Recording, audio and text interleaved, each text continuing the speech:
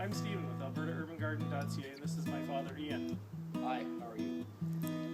Thank you for joining us. Today we got some grape plants, one from my Grandpa Lampy and three from my Grandpa Legary, and they're Concord grapes and they're very cold hardy. So we're going to try to grow them here in the Alberta Urban Garden. Most gardening, the most important thing is the soil. So we're going to start with a nice, easy to use wood compost. Mix it in with the soil that we have in the base here, and then a little bit that we just pulled from the tomato bags, and build up the soil. You don't want to bury these deeper than the level that there are already right now, but you also need to kind of spread them apart. So we're going to kind of spread them 6 feet apart here, and they should take this entire back wall. Next year we'll have to build some additional trellis to handle the grapes. So once we're done the soil, we'll take a look. So we've taken the soil out of the bed, and this is what we've come up with. Is we've mixed it in with that compost, and it's nice and light.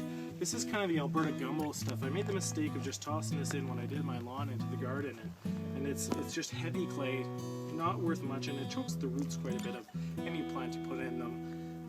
But if you mix it in with a good light compost, that should help out. So what we'll do now is we'll come into the hole and I'll show you what I've done to prepare this hole for the grapes. This is the wheat cloth that I had in here to kill the grass underneath it, because when I built this bed I just kind of tossed it on top.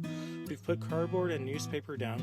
The worms will break this down over time, but then it'll provide a little bit of a physical barrier before the grapes get down there, so that the weeds don't come back up. The worms will take care of that. When the grapes want to push their roots through, it shouldn't be a problem. So we've put this in the ground. We filled it up to right to the same level that it was in the pot. We put a little stone in the way because the garden, the soil level in the left is a little lower than the right, and it did that on purpose so that over the years I can put more compost in there. As you can see, it's settled in nicely. So that for this year, I'm just going to let it grow, and next year we'll come back with some pruning and some care instructions. So we've got another set of grape plants. These are just the root balls, and as you can see on the bottom here, the root ball.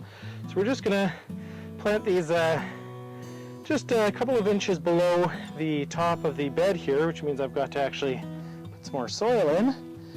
And these ones will again take a little bit of time to set up, but we're going to plant this one here. We've got the bigger one over there, and then we're going to plant one on the far side of that other black cherry tomato, and that should allow us to cover this entire wall. We'll run one up the center and run out both directions, and the other two on the ends will run the opposite direction, so that we basically cover this entire wall and we create a nice kind of green relief from this gray urban fence.